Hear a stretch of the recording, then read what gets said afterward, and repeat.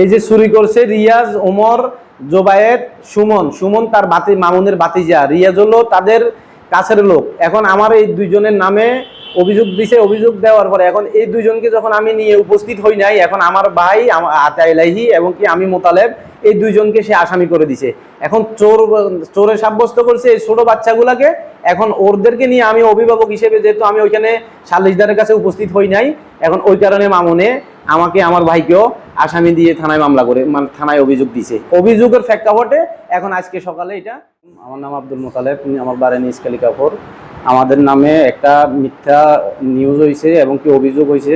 আমি এবং কি আমার ভাই আতাইলাহি এই দুজনের নামে থানায় একটা অভিযোগ করা হয়েছে মিথ্যা, এবং কি এই অভিযোগকে কেন্দ্র করে একটা নিউজ করা হয়েছে আজকে সকালে। এই অভিযোগে আমরা কোনোভাবে আমরা জড়িত না। আমাদেরকে মিথ্যাভাবে ষড়যন্ত্র করে আমাদেরকে ফাঁসানো হয়েছে। আমাদের নামে অভিযোগ করা হয়েছে বোরানুদ্দিন মামুন এর পূর্বেও আমাদের নামে আমাদের বাড়ি নিয়ে তার সাথে 30 বছর পর্যন্ত ঝামেলা চলতেছে, জায়গা নিয়ে ভেজাল চলতেছে। সে পর্যন্ত 32টা মামলা করছে আমাদের বিরুদ্ধে। যে কোনো কিছু হলেই সে আমাদের বিরুদ্ধে একটা মামলা দেয়। ঘটনা হয়েছে তার বাড়ি চুরি হয়েছে, তার বাড়ি থেকে কবুতরের বাসা চুরি করা হয়েছে। কবুতরের বাসা পাইছে রিয়াজের বাড়িতে, কাশেমের ছেলে রিয়াজের বাড়িতে। রিয়াজে বলছে আমার ভাতিজা এবং আমার ভাগিনার দুইজন আসামি। তো ওই আসামিদের জন্য বলছে সংক্ষিপ্ত আকারে সারাবে আব্দুল গফুর এবং কি রাশেদ দুজনকে সে সালিশদার মানছে। তখন আমি তাদেরকে বলছি এশারের আজানের পরে, 7 তারিখ এশারের আজানের পরে তাদের বাড়িতে বসবো। তখন আমি যাই দেখতেছি সে 200-250-র উপরে লোক দাওয়াত দিছে। দাওয়াত দেওয়ার পরে ওই সালিশে আমি আর অ্যাটেন্ড করি নাই। অ্যাটেন্ড না করাতে সে আমাদের নামে থানায় একটা অভিযোগ দিছে।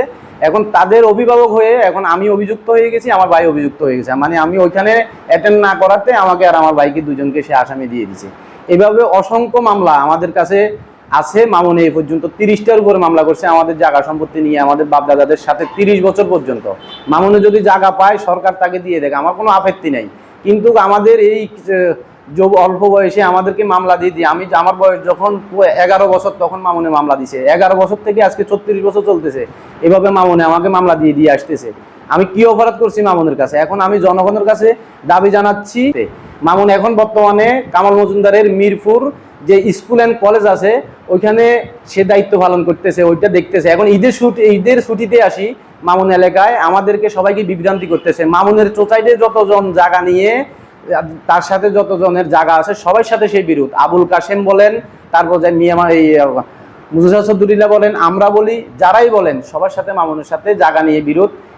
মামুনের মানে অপকর্মর কারণে যে এলাকার মানুষ অতিষ্ঠ। মামুনের যত মামলা আছে পরশুরাম থানা এবং কি ফেনী কোর্টে, আমাদের নিজ কালিকাপুরে এত মামলা নাই।